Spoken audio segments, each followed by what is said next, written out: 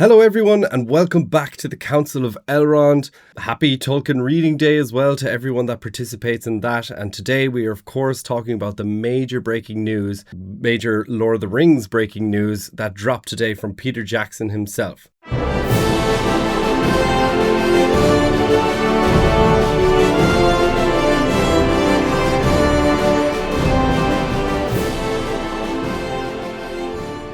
So today, Johnny, it's the 25th of March, the anniversary of the destruction of the ring. So a very big day for Tolkienites like yourself and myself. Yeah, and to celebrate, Peter Jackson himself announced that they are creating another Lord of the Rings movie. PJ is creating this sequel as well, by the way, along with Tolkien enthusiast Stephen Colbert. So Colbert is co-writing the script with his son, Peter McGee and Philippa Boyens. So this is, like I said earlier, it's a sequel movie. It's going to be, the working title is The Lord of the Rings, Shadow of the Past. So just a little bit of what Stephen Colbert and Peter Jackson talked about in the little video that they released today. Colbert states that he often reads the 6 chapters that take place quite early in the Fellowship of the Ring. So that would be 3 as company to Fog on the Barrow Downs. And they weren't adapted originally in Peter Jackson's movies. So a lot of people that will be familiar with the movies, they may also know about Tom Bombadil, the Barrow Wights. None of these we got to see in the movies, but these are like the core chapters that we're talking about. So Stephen Colbert says that it's possible to have this included in the larger story and says that it can be absolutely faithful to both the books and to Peter Jackson's movie. So, Johnny, overall, what is the feeling? How are you getting on over there? The dust has finally settled. It's been a big day, but yeah, what do you think? Long day, yeah. It's crazy news. It's crazy news. First, can I just give a shout out to Leanne, our great friend, who I woke up this morning and at like 7:30 in the morning, I just got this notification of like, Leanne has sent you a thing on Instagram, and so I clicked it and I saw it then. So it's nice and early. I got to jump onto Instagram and see that, and it was a great way to start the day. It was a very confusing way to start the day. I didn't really know what to make of it at first. I was just like, was this something that we knew was coming? And I was just very confused. I loved how they kind of just announced it as Tolkien Reading Day, kind of just on Tolkien Reading Day we're going to give you this little thing and then this little update, and then just like off the cuff. Now, my first thought when I saw, we're going to bring someone in here, and he patches someone onto the call. Peter Jackson, I'm talking about. If you haven't seen the video, basically it's just Peter Jackson giving a little Instagram reel kind of update on the Hunt for Gollum movie, and then he patches in this special guest who's going to introduce the big news. And you could just see the red Book of the West March, and then he pulls it down, and I was like, oh, who's it going to be? I was like, to be honest, my first thought was I thought it was going to be Elijah Wood, just finally officially announcing. Because we've said that. That's what I thought it was going to be. And then I was like, if it's not Elijah Wood, I hope it's I don't know, any of the original cast that we haven't also thought about. You had a lot of time to think there. I know, yeah. My brain was just going, yeah, it's going mental. But and then eventually when I saw it was Stephen Colbert, I was just like, oh, I was like, what's? I thought it was going to be another skit, because do you remember Stephen Colbert did those skits with Peter Jackson a few years ago, where he was? Do you remember he played an extra in the Hobbit movies? Yeah. He played an extra. Do you remember he played an extra? But then do you remember they made they made skits of him and Peter Jackson, where he made his extra character be the main character in some little short film. Oh yeah. Do you remember that? But wasn't that a marketing thing for New Zealand Airlines or something? I think it was, but they went it was pretty big budget. I can see for whatever it was. Pretty big, yeah. Not big budget, but it was a big advertisement kind of thing, and they went to it was quite long as well. They had him shooting all these different types of scenes, and so I thought it was going to be another thing of that. Basically, that's what I thought was going to be happening. But then when I heard that he was going to be writing, and I had mixed. First of all, I don't really hold any allegiances, positive or negative, towards Stephen Colbert. I don't really know him at all. I don't watch the show at all. I'm just going to be honest. I only see clips of him when he's talking about Lord of the Rings. So for that alone, I like the guy because, he could have the worst show of all time, but every now and again, he just brings in these little things, like these little nuggets of wisdom about Tolkien and about Lord of the Rings. And there's no denying he is a Tolkien super fan, and he's actually like a scholar of Tolkien as well, officially. So, I mean, I think that definitely bodes well. I don't know anything about his writing credentials. I know that his son is writing it with him, who is apparently a screenwriter. I know that he doesn't have many titles to his name either, his son. And so I would be a bit nervous about that. But basically the thing is, the most important thing is that just, who would you want writing the next Lord of the Rings film or any sort of Lord of the Rings adaptation? You want it to be someone who definitely cares about the source material. This is not a cash grab, which I think is very important. Yeah, which is being mistaken as well a lot on the internet, where people are like, "Oh, this is they're the thing. beating this dead horse." But you're absolutely right, and that was something I did want to mention or at least bring up, is the fact that he's more of a scholar than official professional Tolkien scholars. He's actually remembered the material better than most people that are getting paid to give lectures on it. Do you remember when Tom Shippey was let go from the Rings of Power project? And everyone was just like, right, that's signaling the point where it's all going downhill. Obviously, he was kind of fighting the case for this is what Tolkien would want, and then he butted heads with people, and then they parted ways. And maybe that is what actually happened, and it turned out to maybe be a correct downfall in that area. But I suppose the person who's now one of the main people at the helm is someone who we know is just Tolkien through and through. And he also, in the short clip, I can't remember what his words were exactly, but he said, to stay true to the source material, or to be... He said both faithful to the books, but also faithful to Peter Jackson's movies, which I really like, because I like the canon... What's the word? The canonology? Is that a word? Canonology? The link between, I like when it stays true to the books. Like, I'm having an issue with this new hunt for the Hunt for Gollum movie. Sorry, there is a word for it. It's canonical. Yeah, no. But when something is like coherent, it's a big canon. I can't think of it right now, but like I am struggling with the Hunt for Gollum, and knowing that it's not going to be Viggo Mortensen. Like, I think a lot of people are like, "Oh, news flash," but like people are struggling with that, and I can understand why. But I do like what Stephen Colbert is saying. Now we can get into that in a little bit later in the podcast, where we'll talk about how it's going to look, But yeah, I do like the fact that it is the most important thing is he's a diehard fan at heart. He's the one that just got this whole train rolling, and like the guys at Warner Brothers and Peter Jackson, they all love the idea, and Philip O'Boyens, they're going to be the ones like writing it and developing the script, and probably taking a lot of it off Stephen Colbert's hands. Now he's obviously going to be very important. Very important. That. Yeah, no, like as in I agree with you, and I think now. Just again, we got this news like not long ago. Well, it was a few hours ago now, but I've been at work, then got home from work, went straight to play a football match, and then came home, and now we're recording this, so I haven't had time to do anything. But in the meantime, I was like, I was in the car, and I was like searching for just to see what people are saying online, and I was searching for to see, and I was driving, so I just wanted to put something on that I could listen to in the background. I didn't want to be like flicking through Twitter. So I was looking through YouTube to see if anybody had released little talks on it, and there was a few out there, and pretty much all of them were negative. And I was like, "How is this?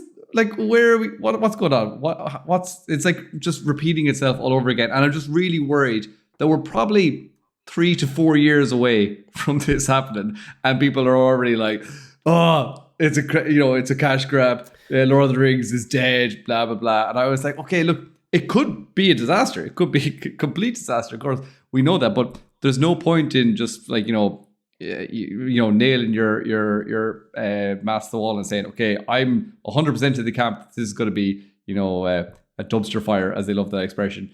And like the thing is, what's really important is what you just said, that this is an idea that Stephen Colbert had, brought it to Peter Jackson, who loved it so much that he was like, you know what, I think you're on something here. Let me bring in my partner in crime for the last 25 years of Philippa Boyens. My Oscar-winning writing team. Exactly. Philippa Boyens, bring her in as well. Not sure, down the line, other people could be coming back as well. But we already know that there is a good amount of that crew back together. John Howe was involved.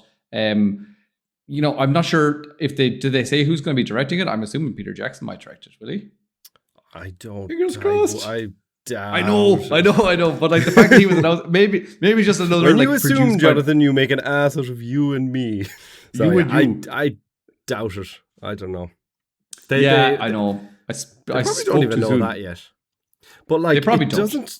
I in some ways I don't really care. It's all about the team when it comes to these movies. But yeah, exactly. And it's all imagine you and me were allowed to write this, and we're just the two Tolkien nerds in the room, just be like, oh my God, lads, what about this idea? And then we've got other people there that are actually seasoned pros, Oscar winners, be like, okay, calm down, you two. That's a terrible idea. But I do like what you're saying about this, So, but obviously Stephen Colbert had at least enough of a good idea to be able to come up with something that caught the interest of Peter Jackson, and for Peter Jackson to be able to bring it to Warner Brothers and to the whatever other studios he brought it to, and for them to be like, yeah, we like it, we're on board. So I'm happy about that element of it. And if it was just Stephen Colbert on his own writing a movie, like a fan movie almost, I'd be like, I'm not really too confident of that. But the fact that it's him teamed up with all of this, the dream team, then it could be very good. And I know that people are just going to be like, oh, it's just a famous person's name slapped onto the Lord of the Rings IP and it's going to be a disaster. And look at the history that we've had with the Rings of Power, and I know a lot of people didn't like the War of the Rohirrim as well. So, I think that's why it's normal, I would say, for people to have a lot of negativity. But hopefully, if the Hunt for Gollum goes well, then this could be coming up behind it as well. And I don't know. I'm optimistic. I'm going to just put it that way. Yeah, I will. I will say that I'm cautiously optimistic, as I am with any new Lord of the Rings phrase. Project, but it's true. It's true. And it's true. And it's so well versed for me because I have to say it a lot on Twitter when a lot of people are saying this is going to be trash, this is going to be this, what, and the other, and I'm like, guys, we've just got confirmation that it might happen. Let's not we've no idea what it's about. People are even saying well, this doesn't make sense because Peter Jackson said this, but then the synopsis says this, and blah blah blah. And people are picking it to death already. The small just the Twitter announcement, people are going through with a fine-tooth comb, be like, where can I find something that I can then make a big argument about it and get some likes on Twitter? It's yeah, and look, that all in good time. When it comes out and it's crap, then you can talk about it. Yeah, it's crap. Blast away. One thing as well, sorry, I did not, I know who Stephen Colbert is because of all of the Lord of the Rings clips and his involvement in Middle-earth and so many, and all the clips I've ever seen of him have been him interviewing Dom and Billy, or him just talking Lord of the Rings with, I don't know, some nerd. And I did not know he was massively hated online until today. And I'm a lot of people are he will destroy this. And I'm really? I don't know. Maybe he's super political. I think it's just basically, I'm like you, I don't really know too much about him. But again, I clicked into one video and the first thing they started talking about was he's the arch enemy of Trump, is what they said. I thought that was Jimmy Kimmel. I think Trump has quite a few arch enemies. I don't know. Yeah, I know. I think there's quite a lot of them, but basically, I think because of Trump. So I don't know. That was. Oh, is that true? That was Jimmy Kimmel as well. Okay, in case anyone's if anyone's listening to us, we are not involved in American politics, so remember, we live in a different continent, a different country, so please remember that we're not purposely being ignorant. We do hear your guys' news, but Jimmy Kimmel was cancelled briefly for and then his show got put back in there. So that's a different thing. But I think he doesn't get on with Trump either, and I think basically it's just going to be all Republicans and all of that party are going to be kind of, or anyone who supports Trump, I think, is just immediately hating on Stephen Colbert and hating on the idea. So I think this is awful. This is the bad thing about maybe attaching a name like Stephen Colbert to it. And it didn't just go and seek him out. He was the one that came up with the idea. But it's just, I don't want this whole thing to become a political circus before we've actually got any kind of concrete stuff on the ground. Because it could just build up momentum, the whole hate train, I suppose. But even if there is a big, massive hate train behind it, and, that's just doing its own thing, and the guys are over the other side doing their own thing and just preparing this movie, and it comes out, and if it is amazing, well, then that's the best way to silence hate online. It's just to create an amazing product. So, but again, don't listen to this and think that Dave and I are just like, waving the flag of we're blindly following this. This is going to be amazing. Like, we went into the Rings of Power as well, really optimistic, and that has not lived up to expectations. I'm also not going to be saying it's the worst thing I've ever seen in my life. It's an enjoyable show. I enjoyed watching it. I don't mind admitting that. There are parts of it that I'm very kind of like, don't like this. And there were parts I was definitely let down by, but I don't want to go into Rings of Power territory, but I want to say that you and I are kind of like, in general, optimistic to see new Lord of the Rings projects and any kind of Middle Earth projects. And then if they turn out to be like not all we were hoping for, we're like, okay, well, that wasn't very good. I enjoyed that element. I did not like that element at all. But, and just give an honest opinion. We're not going to be like, completely blinded one side or the other. So I hope that comes through, and I hope our listeners are, can take that on board as well. Yeah, I think so. That would be one of the more positive comments that we get from listeners as well. Thankfully, that I think some people do recognize that we won't be leaning one side or the other, but also not on the fence. But I'd like to think of it as like innocent until proven guilty. Like I will be all for it until it's an absolute car crash. So let's see how it goes. But guys, by the way, please leave a like for a brand new Middle Earth movie. So if you're watching this on YouTube, leave a like. And if you're watching it, or if you're watching it on Spotify or anything else, just drop a comment and tell us what you think of this upcoming movie, because I'm dying to hear what other people that aren't only on Twitter have to think about this movie. Give a like for my mug. My Lord of the Rings if you can see Middle Earth mug, if you're watching. It's cooling down now, so it's starting to fade back into the One Ring. It's quite cool. On the little video that Stephen Colbert was on today, he mentioned was it 6 chapters? There's 3 is company to Fog and the Barrow Downs. So correct. The chapters included within that would be 3 is company, A Shortcut to Mushrooms, A Conspiracy Unmasked, The Old Forest, In the House of Tom Bombadil, and Fog on the Barrow Downs. So, yeah, I suppose, would you like to let the listeners know some things we might expect to see that are in those missing chapters that we didn't get to see in Peter Jackson's movies? Yeah, of course. Happy to, Dave. But before we get into that, what was your reaction, first of all, when you just like heard it's going to be about this part of the movie? Because I was like, can we just, I suppose I just wanted to talk about casting and stuff. And now I've subsequently read the thing where it says, okay, it's going to be, set 14 years after Frodo has sailed away. And then Frodo, Sam and Merry are, revisiting something. And then Sam's daughter, Eleanor. Okay, why don't we talk about that first? Because I had that up next. So will I just read out the synopsis first? Because I sure. Yeah. Sorry. The official synopsis. No worries. The official synopsis says, 14 years after the passing of Frodo, Sam, Merry, and Pippin set out to retrace the first steps of their adventure. Meanwhile, Sam's daughter, Eleanor, has discovered a long-buried secret and is determined to uncover why the War of the Ring was very nearly lost before it even began. And by the way, I've already seen people online saying, the passing of Frodo, it's the passing of Frodo into the West. So, yeah, 14 years after the end of the movie, basically. So, yeah, Johnny, sorry. Continue. I was going to say, I didn't realize that initially when I just watched the video. I was like, okay, they're going to be jumping back and they're going to be shooting that scene as if it's like, okay, they leave the Shire and then before they arrive at Bree, this is what happens. And I was like, okay, well then Obviously, Elijah Wood, we know, is coming back as Frodo for the Hunt for Gollum. So it'd be weird if he came back for this one. It'd be weird if he didn't come back for this one when he's just playing Frodo again. But it would also be weird if he came back and then all the others didn't. So they would all have to come back, basically, was what I was thinking.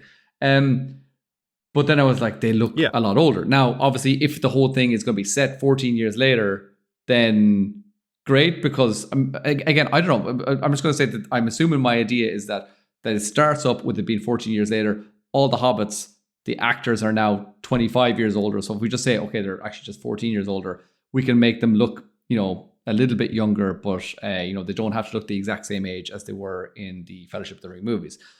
So that's all working well so far.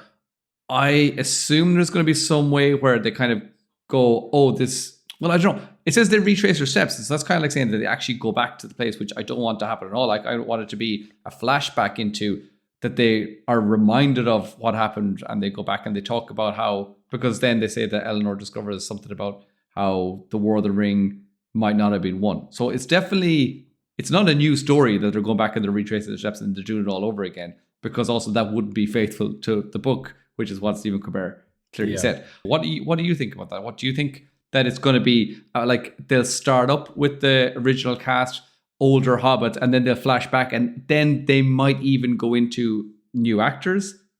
I don't know. Like, kind of. Now, again, I know that people say recasting is terrible, but look at Martin Freeman playing Bilbo.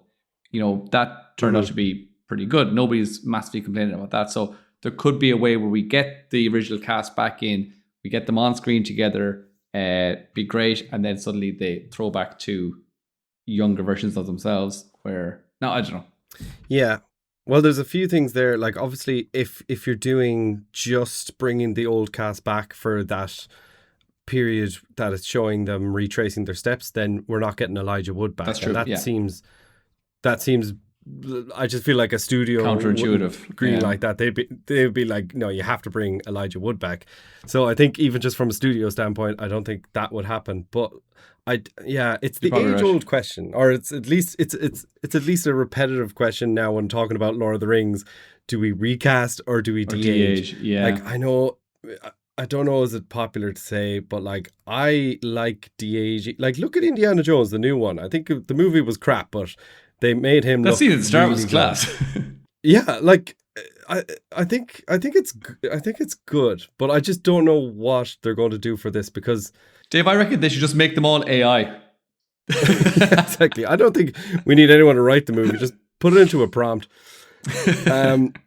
Looking at the actual synopsis, which came out after the video was released. So basically, Stephen Colbert talked about how it's taking place in those 6 chapters early in the Fellowship of the Ring, and then after that, it was like, so 14 years after the passing of Frodo, and everyone's I can't like, get my head around what's going that on here. But I think the interesting thing, I've rewatched the video so many times, and I believe Colbert's use of the words framing device is very, it kind of tells a lot about, like, how it's going to be like, right, we're going to start off kind of like in The Hobbit, where Bilbo is like, my dear Frodo, like, that's not all that I have told you, or there's a lot more than that I have told you, and it kind of flashes back. So I think it'll be like that with Eleanor. She'll be reading a book. It might even be the Red Book of Westmarch, and she's like, oh, what's going on here? Like,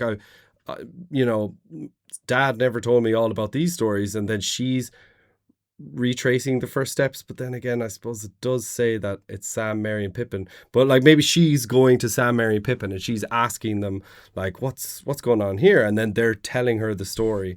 So it might be kind of like, what's the movie The Princess Bride, where it's like the grandpa is reading to reading the story, but it keeps like flashing over jumping out of the story, and he's like, and like, what did this really happen? It might be a little bit like that, and that's where we see the original cast, and then maybe they will be recast for those scenes. And you know what? It mightn't be the worst thing, because if it's like, this isn't actually what happened. This is like a story.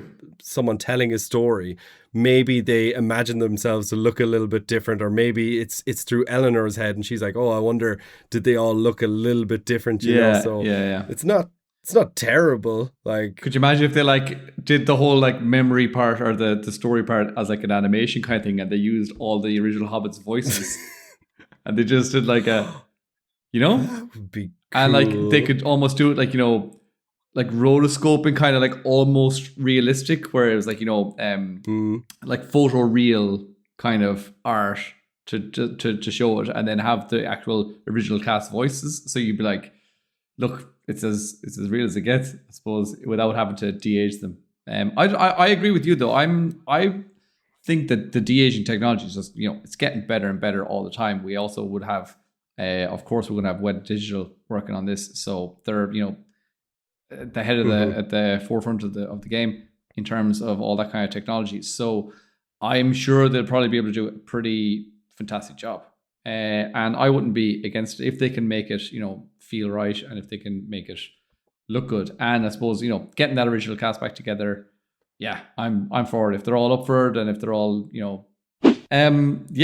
so I'm trying to get my head around the combination of what Colbert said in the video, which I was I liked that idea. And then when I saw the thing coming out saying like 14 years later, I can't really marry those two things at the moment, but maybe it'll be explained better at another point.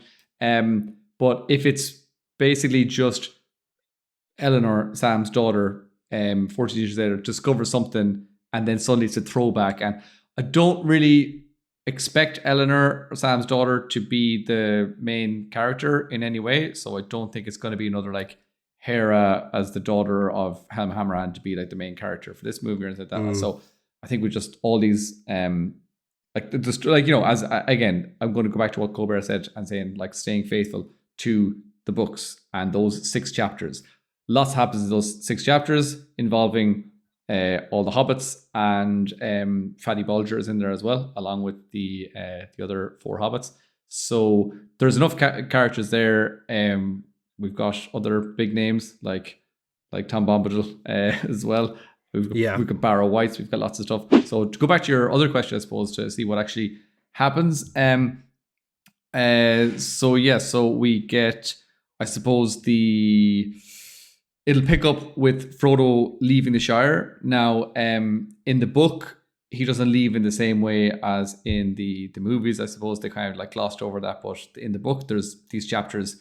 It's a long time from just getting out of the Shire, and he kind of is keeping the secret. And Gandalf's also saying to him, like, you need to go soon, you need to leave. And he's kind of dilly-dallying and delaying, I suppose. And then he kind of decides, okay, on my 50th birthday, that's going to be the day. And that's also would be Bilbo's 128th birthday. So he's like, okay, this is the day. So he leaves, and he's planning to go to, where is he planning to go to?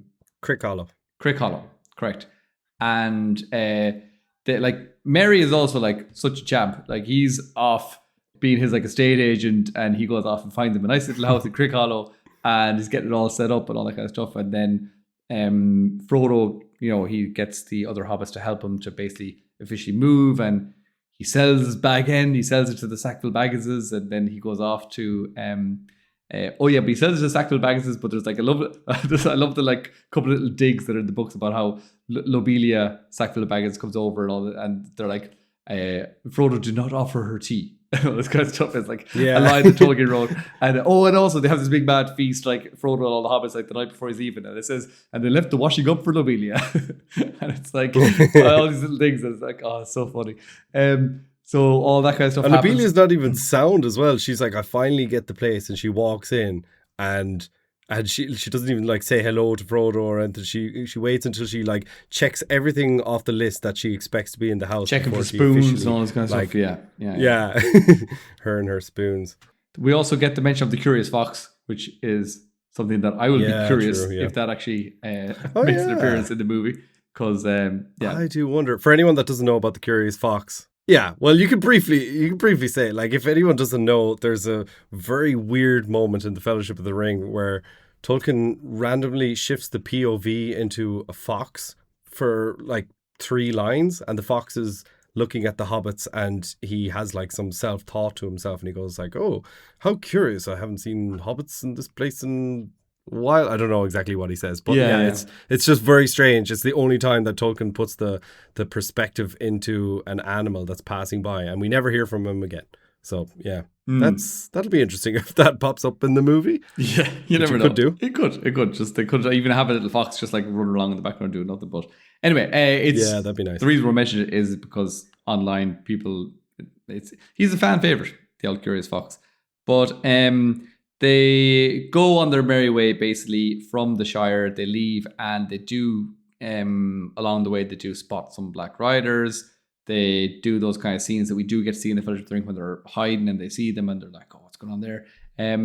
Also, Sam then tells us that like, oh, my old gaffer actually bumped into one of them lads and he was chatting to him and he told him like to get out of here and there's no baggages and all that kind of stuff. So that all happens, and then again when they're kind of like scared of the Black Riders, they bump into a load of wood elves. Again, kind of we get a little nod to that in the extended editions of the Fellowship of the Ring, but in the books they actually meet them. They meet this elf called Gildor, who's an absolute legend, and basically they go off and they have a great time with the elves for a night or two maybe, and they kind of Gildor is kind of like pretty taken with Frodo because Frodo is like I think he tells all the other elves like, oh, be careful, we've got a bit of a scholar over here, because he hears Frodo speaking Elvish and he's like, lads, I think he says something like, say no secrets, we have a scholar amongst us or something like that. So all the elves are like, oh, this hobbit, there's more to this hobbit than meets the eye. So that's I think like Gildor will be a big character. Hopefully, so like that's I really probably hope so, yeah. one of the that's definitely one of the first big things I think that the movie will go into is the hobbits. Yeah, obviously leaving the shot or leaving Hobbiton and making their way to Crick Hollow, but like bumping into Gildor Inglorian on their way. So he's obviously fascinated with Frodo being able to speak a little bit of I was about to say Mandarin, a little bit of Sindarin to him.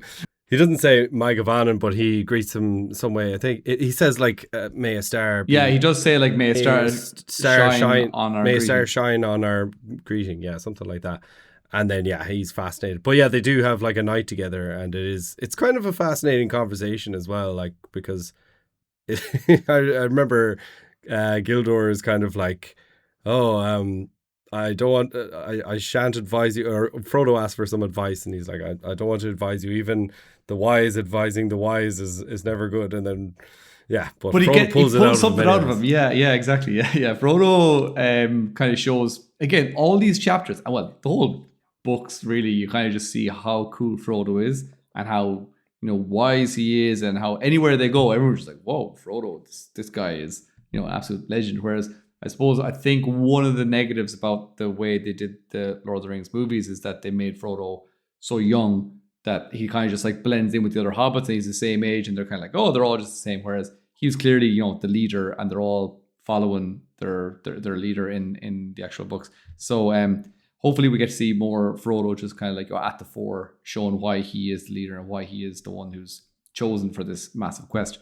But move on to the Shortcut to Mushrooms chapter, and then we get more Black Riders. We meet Farmer Maggot, who again turns out to be a lovely chap, and again someone who's really held in high regard later on by Tom Bombadil. Even mentions like how Farmer Maggot's like a proper stand-up guy, and like how they're like, oh, Tom Bombadil leaves even like has high respect for this guy. So he's not just your regular run-of-the-mill farmer. But then I suppose we also get to see them arriving in Buckland.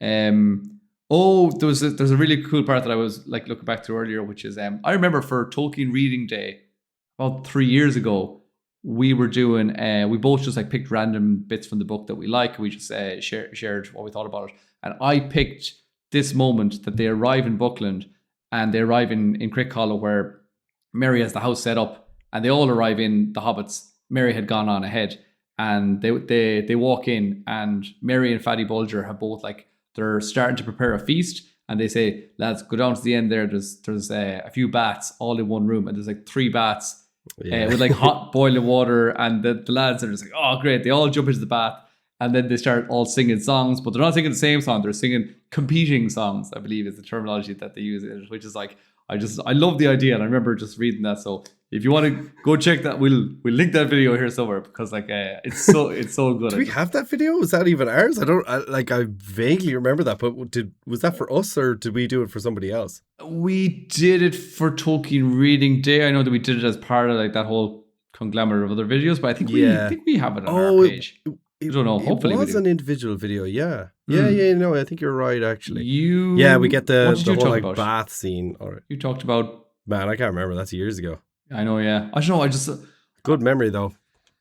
Oh, and then there was like there was another expression that like I just loved. That it was something like someone was like, "Oh, I'm off thirsty," and Mary was like, "How about a beer in the throat?" I was like, yeah, there's an awful lot of that. Beers in the throat. A beer in the throat. And I was like, oh, that sounds great. How about a hot bath and a beer in the throat? I was like, oh, nothing better. So that whole scene is class. So yeah, go watch that video, or else just go read that chapter. And it's in the chapter called A Conspiracy Unmasked. And that's also, the name of the chapter is quite obvious as well of what actually happens, that there's a conspiracy, and the main conspiracy is that the hobbits have known all along that Frodo has no intention of staying in his house in Craig Hollow, and that he actually has, they know about the ring and everything, and he's like, how do you know about this? What's going on? He can't believe it. Yeah, and I loved how like Frodo was like, how on earth could you know of this all the time? And then Pippin is just like, you've even like spoken to yourself randomly, just saying things like, I wonder will I ever come back to Hobbit? And then, like really obvious things. And Frodo's like, oh wow, you guys are such geniuses. Yeah, that's hilarious. No, it is good. Like Conspiracy Unmasked. I remember like maybe the first time seeing that chapter name, and I was like, Conspiracy Unmasked, such a interesting name. What is this conspiracy? And the conspiracy is just like, they know Frodo's secret, which isn't really big secret. It's like he's leaving the Shire, and I know it's a big secret. But the fact that they know about the ring, and they don't know what his task is, and I suppose Frodo doesn't even really know what his task is, but they know that like the ring is bad, it means danger. Then they also said that they had seen Bilbo before. I remember. Oh yeah, there's one part where I think it's Pippin saying that he once spotted Bilbo walking along the road, and then the Sackville Bagginses were up ahead, and he just like disappeared. Yeah, and he was like, "What is going on here?" And then after the Sackville Bagginses pass, he reappears, and he says, "And I saw him putting something gold and shiny into his pocket." So I was like, Pippin, he's like really like quite astute and quite on the ball there. But and then also I love how it's like Merry and Pippin are like, "But we have to bring forth our main conspirator," and it's like Sam just like steps forward. He's like, oh, "I'm sorry, Mr. Frodo, but I've been spying on you this whole time."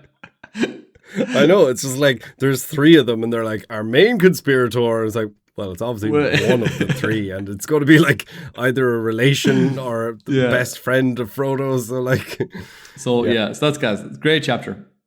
Yeah, so and other things that we're probably going to see as well in the movies would be Fatty Bulger as well as an obvious one. Great character there. Who do we get to meet in the Old Forest then that we've already mentioned?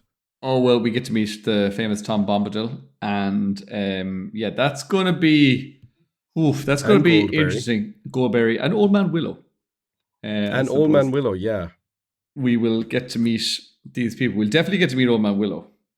I don't know. Hopefully we'll get to meet Goldberry. You don't know about Tom, but of course we'll get to meet. You have to be. You can't be on these 6 chapters and then suddenly no Tom Bombadil and no Goldberry. Oh no, there will be Tom Bombadil. Yeah, no, I'm just saying maybe they might do the same thing as what happened in the Rings of Power, where they kind of just omitted Goldberry out of it. I still don't know how I feel about Tom Bombadil being in this movie. I mean, they're going to have to come up with a good way to do it, and like I'm pretty sure Stephen Colbert is like a big Tom Bombadil fan, so he's obviously just like spent his life thinking about how this could work. So maybe that's the kind of crux of the whole thing. And if he was like, okay, I can come up with a good way to do this, and then that could have been something that kind of helped get that pitch over the line. I hope so, at least, because I quite liked the way that he was portrayed in the Rings of Power. Actually, I really enjoyed it. But again, it's not really, really true or faithful to the books, I would say. It's like it's like very Tom Bombadil light, or like, 0-0, like 0 sugar, 0 caffeine. Just he did a little bit like zero Bombadil. He just did a little bit of like humming in the background, whereas he's full on nut job. I think it was. Yeah, he really is like. But I think the Rings of Power did it perfectly for their show. No, I enjoyed and it. I enjoyed it. He's out of the witty window as well, and none of it is like accurate to the book or anything. So like they've kind of nothing to go off. So I think like, do you know what I mean? Like he's in a different place, different time. Like none of these conversations were happening with in the one place that they specifically mentioned the book that he never went to as well. Yeah, okay. Look, we're not here to rip on Rings of Power, but like that scene is just completely. It's just all like it doesn't make any sense. So out of the no sense that it made, it was pretty good, do you know, in my opinion, and I think you enjoyed it as well. So, but he is going to have to be very, very different. He's going to have to, and he has to be singing the entire time and like bellowing like really loudly, and he has to.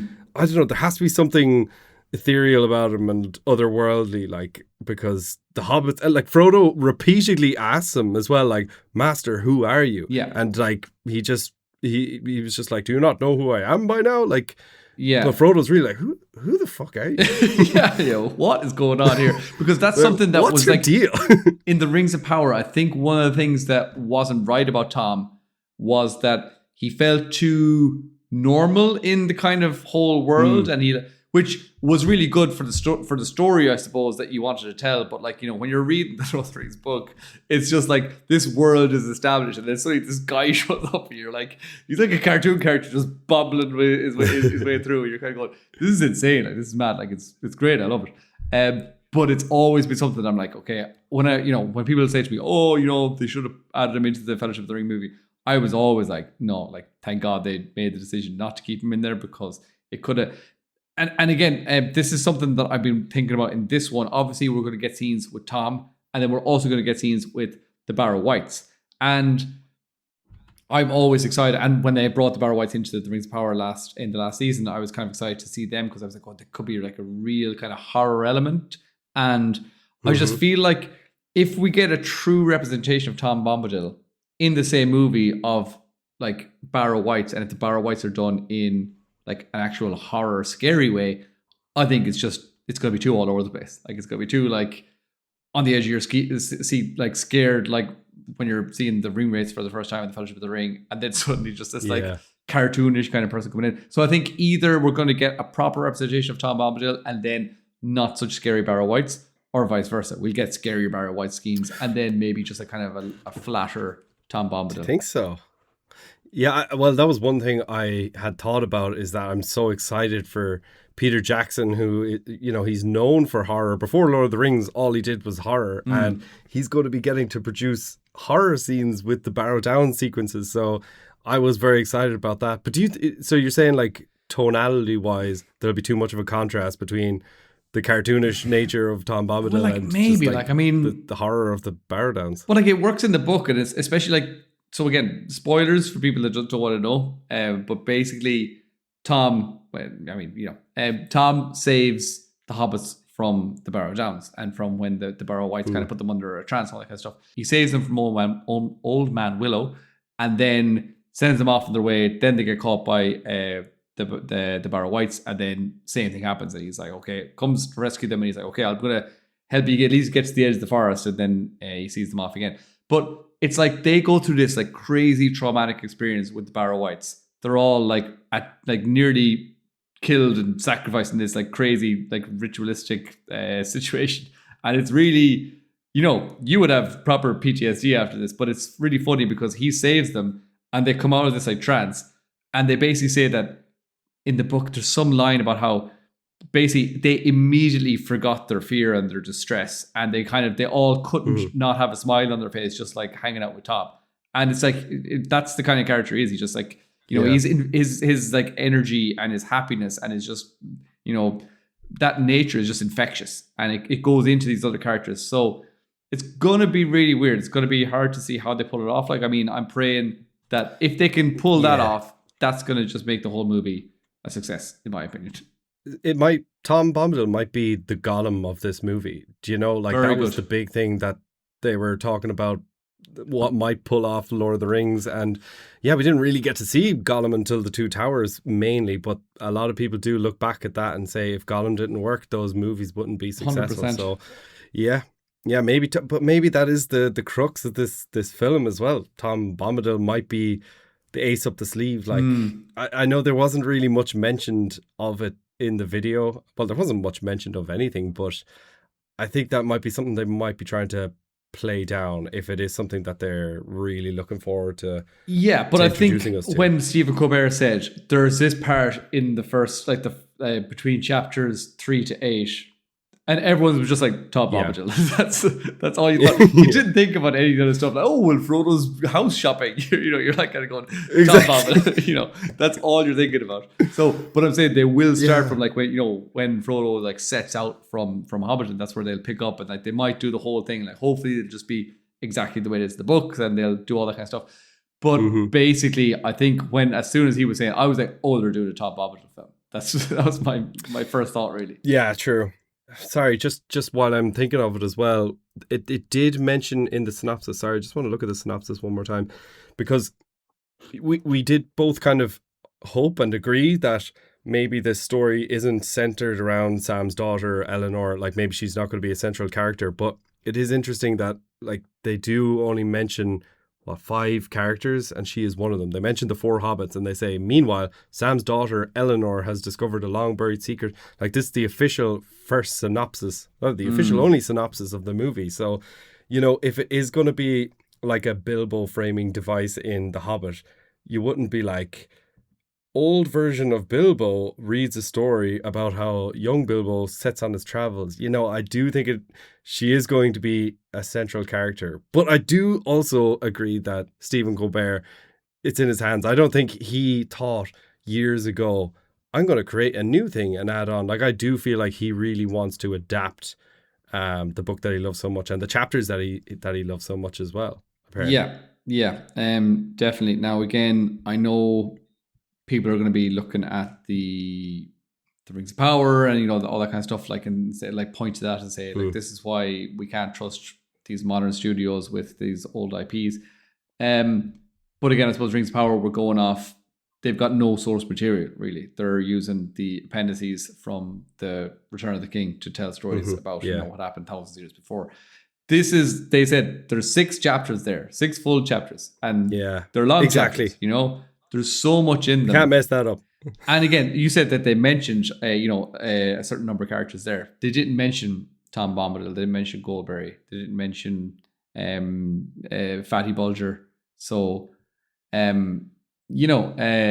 there's loads more characters that will have to be there. They didn't mention Gildor or the elves.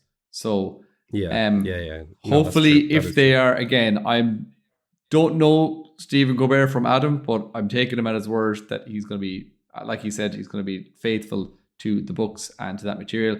And I trust him more than just like someone saying, oh, the guys who are making Rings of Power are massive fans. I'm like, I don't know them from anything, but at least all I know is that the only thing I know about Stephen Colbert is that he's an absolute Tolkien nerd. So, I mean, he's our kind of people. The guys that did the Rings of Power, we just heard that they were big fans, but like we have seen plethora of clips of Stephen Colbert just like nerding out about Lord of the Rings. And he's the kind of guy that like tries to just bring it into every conversation. Like that's like you and me. Yeah. That's what I do. Yeah, and like I think it's become a segment on his show where he just tries to get people to like stump him on Lord of the Rings, and like it's fairly impossible. There's lots of people that would always say like, oh, there should be a fan-made version of this, or there should be a fan-made version of that. This is one of the biggest super fans out there coming up with an idea, and just because he's got the connections to be able to reach out to Peter Jackson, it's actually going to be happening now. And thank God he did reach out to Peter Jackson, and it's not like, as I said, Stephen Colbert getting him in bed with some other random studio and making it without the blessing of Jackson and Boyens. So look, I'm more than just the blessing. He wants it to be part of the world, because he said he wants it to be faithful with the movies, which I really love. Like I love it being faithful with the books, but if it is going to be in the same canon, then I'm really happy that he wants it to be faithful to the movies. And actually, that's a good point. That kind of brings me on. That brings me on to another point here as well, because like, this is something I've been thinking about all day. Obviously, with Peter Jackson's original adaptations, The Lord of the Rings, he's left out these chapters, which meant that some things were kind of retconned in the movies for ease of the audiences watching. So I'm sure you can think of some examples, like just like one of the big ones would be Aragorn just handing out those random blades rather than the hobbits getting the daggers at the Barrow Downs. So that's one thing. Obviously, I think Merry talking to Pippin about the old forest and the trees that move, even though both of them have been in the old forest, like during these chapters, and they've both been attacked by Old Man Willow. They've seen trees moving. They talk quite a lot about the trees talking to each other. Another thing is Merry and Pippin then getting attacked by the tree is like, that's a second time it happens where Old Man Willow like sucks them in, you know, like these things. Oh, sorry, yeah. If they're going to I thought you were talking about when they were. Do you know what I mean? When they first meet Treebeard, but when they get attacked by what is the Old Man Willow in the extended version of the Return of the King.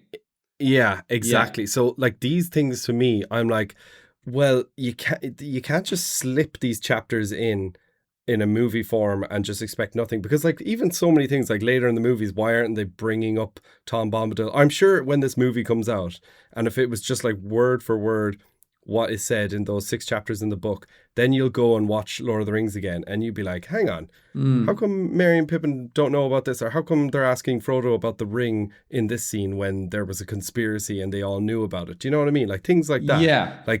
Frodo's describing things about the ring in the movies, but they all knew about this before. I mean, they could get around that by what you mentioned before earlier with the Princess Bride, where it could be like, you know, someone's reading the story and it could be like an unfaithful narrator, that kind of a situation or something, where it's kind of going, but didn't these guys not know? Don't worry about it, it's fine, you know. So do you know what? I've brought that up so many times, even for the Hunt for Gollum, like one of our little discussions, and I kind of pitched that idea, like that's how they can, you know, change a couple of the things. Pitched it to the me, unfaithful narrator thing. Yeah, I pitched it to you, and I was like, "This is my pitch." But like, I love that idea, Brothers. And I think that gets rid of so many niggling annoyances where you're just like, "Oh, it's an unfaithful narrator." Like looking at How I Met Your Mother and the way they like tell that story, and you know that we weren't smoking weed, we were. I think sandwiches. Audiences always get behind that as well. Yeah, that's good. Like I think audiences are always like, I see what they're doing here. I'm on board. You know, it's kind of like seeing peeking behind the curtain. It's kind of meta as well, because then like we would be like, oh, I know they couldn't do, or they can't look the same because, you know, it was Viggo, now Viggo's old. But you could even like at the start have Sam's daughter describing how she thinks her dad would look, and it'd be like, oh, he was a big tall hobbit hunky man with blonde hair, and then like no, I was small, I was fat and chubby, and I had brown hair, and you know, then the character actually changes. That's a little bit too much, but like, you know what I mean. you could do anything, and like I'd back it, and I think the audience would back it, and you'd be like, it's meta, but I can get behind it.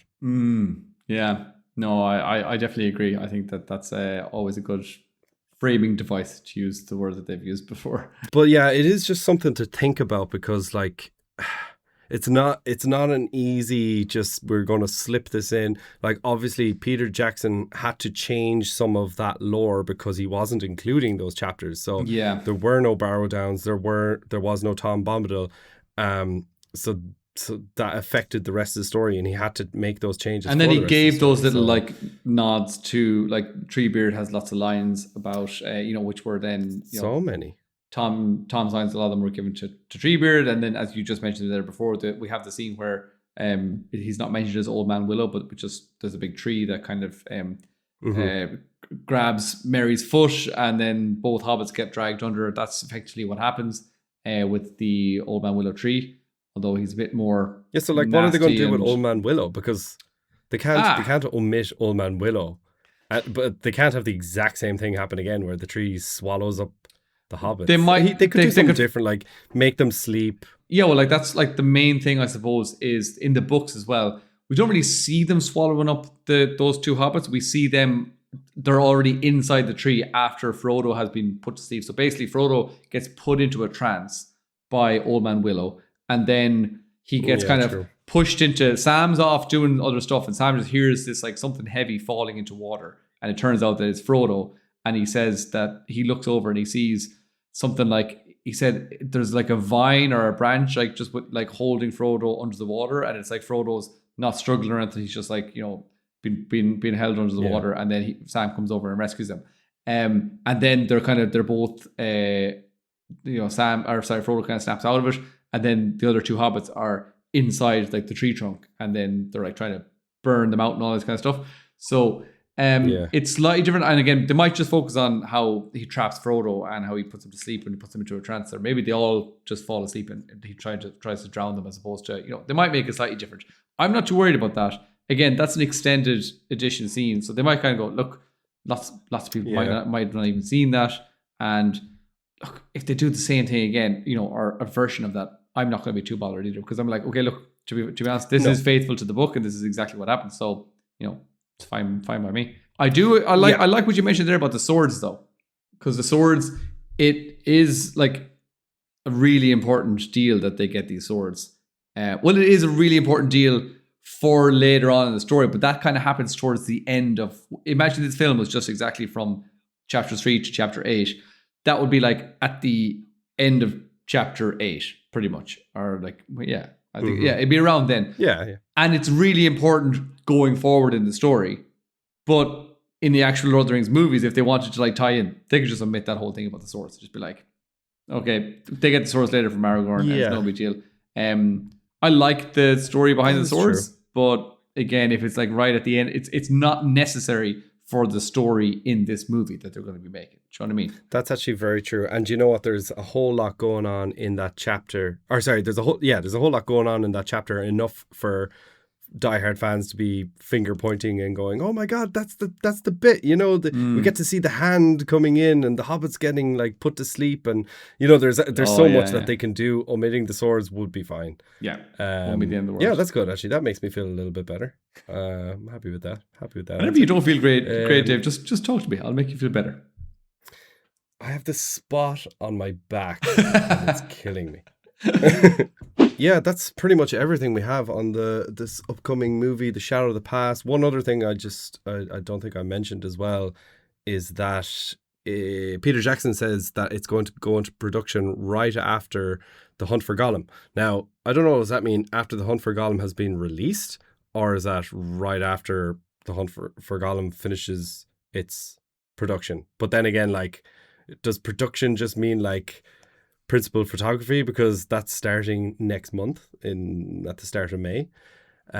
So yeah, maybe it'll be once they've wrapped everything pretty much, I'd say, because they're probably so busy. Yeah, that's shooting. True. It's the whole team, and then as well. even when all shooting's done, all the kind of post-production decisions, they all need to go through that whole team. That's and true. Peter as well. So there could be reshoots as well. Couple of reshoots, but just like editing decisions, and then actual like stitching the movie together, like all the stuff that's going to end up on the cutting on the cutting board on the cutting floor. What's the expression? On the chopping floor. My brain is like, there's something on the cutting floor. There'll be the cutting board. On the cutting floor. The cutting floor. Yeah. They don't sound right to me. I've ruined it for both of us. Cutting floor. And for all the listeners.